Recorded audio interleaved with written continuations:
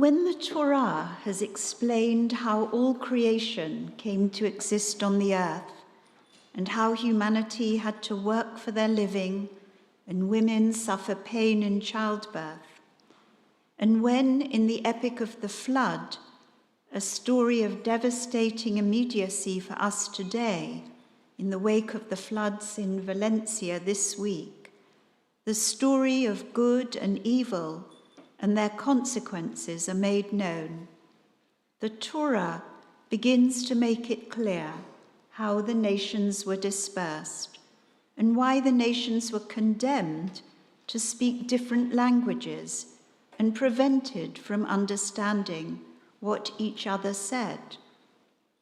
The story of dispersal and diversity of language is told in a terse and concise 9 verses in chapter 11 of Genesis, right at the very end of Parashat Noach, the parasha that deals with Noah and the flood.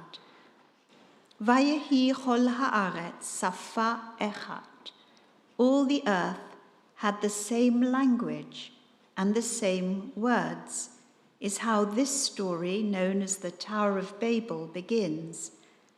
It's a tale not only about the variety of the nations and the diversity of language, but also about the origins of Babylon, the empire that will eventually oppress Israel and force the people into exile.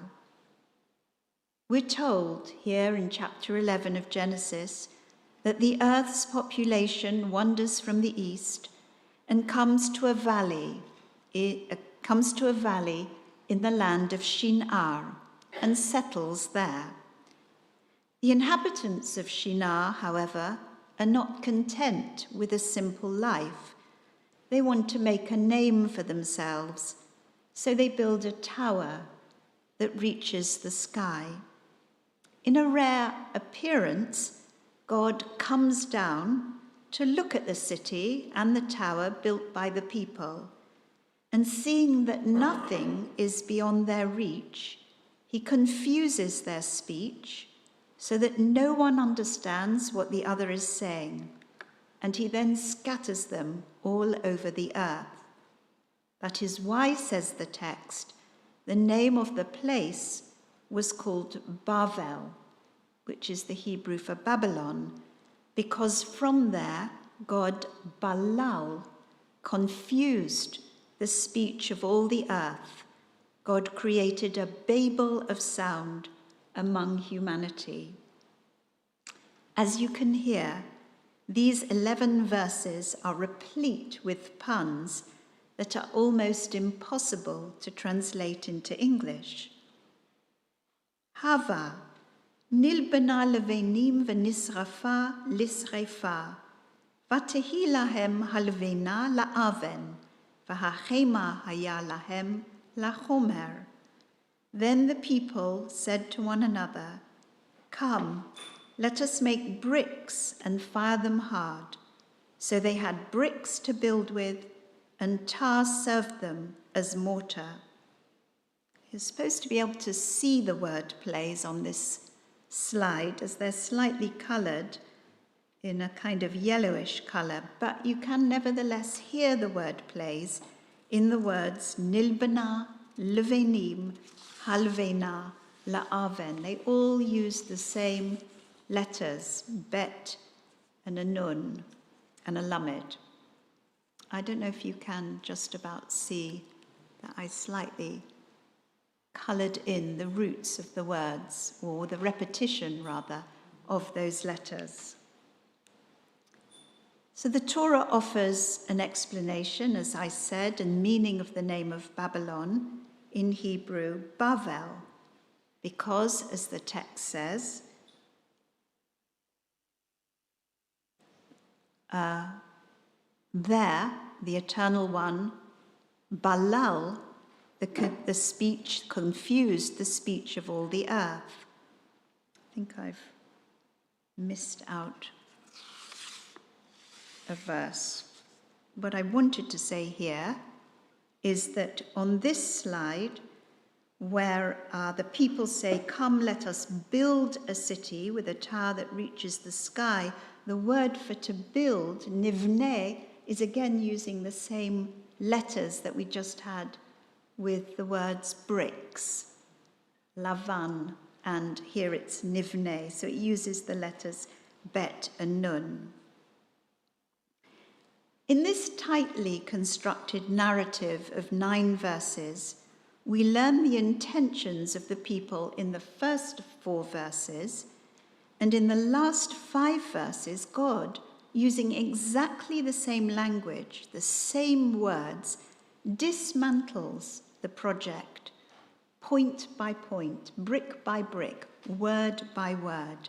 He looks at the city, he sees there is one people with one language, and he goes down to confuse their speech so that no one understands what the other is saying.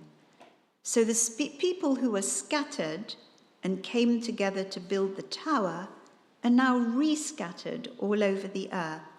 The building is stopped and their languages become incomprehensible to each other. William Golding's 1964 novel, The Spire, is a kind of contemporary midrash on the story of the Tower of Babel.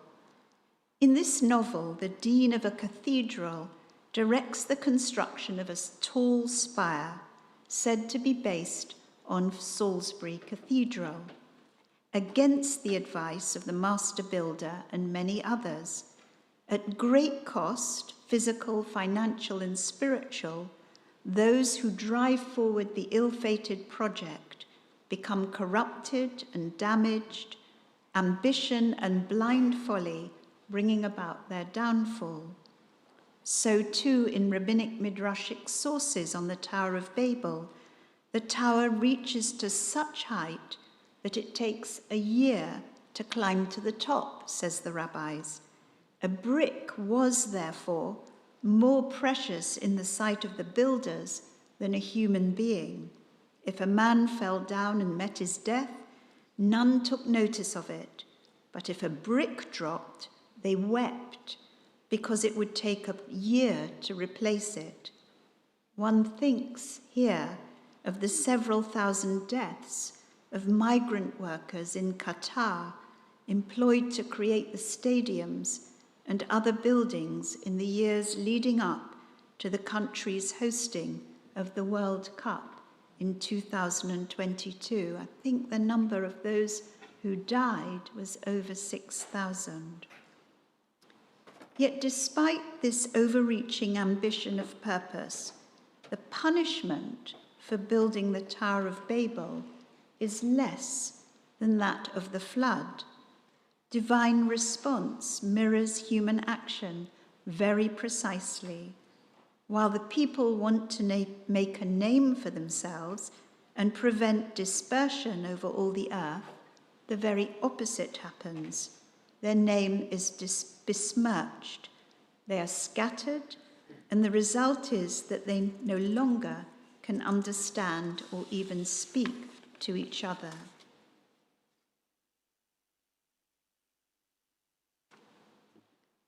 However, God remains faithful to his covenant, the covenant made with Noah 2 chapters earlier. There's no indiscriminate destruction, but a careful dismantling of the project. And this is shown as in the taut prose of the story and in a significant theological message about God's new relationship with humankind, which will not allow them to be destroyed. To us, the story appears to have a counterintuitive message. Punish the people by separating them from each other, prevent them from communicating, entering into dialogue with each other, not listening to each other, not being able to communicate, leads to frustration, ignorance, and often violence. Bridging cultural and linguistic divides is vital in today's global world.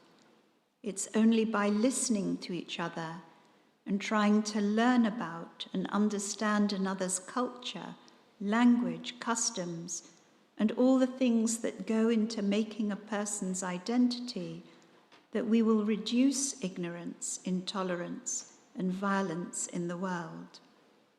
It was to take another 10 generations for a man to be born who would listen to the voice of God and enter into a covenantal relationship of dialogue with the divine presence, providing a paradigm for his relationship with human beings. That man and his partner were Avram and Sarai, but we'll have to wait until next week and your portion, Zoe, to hear their story.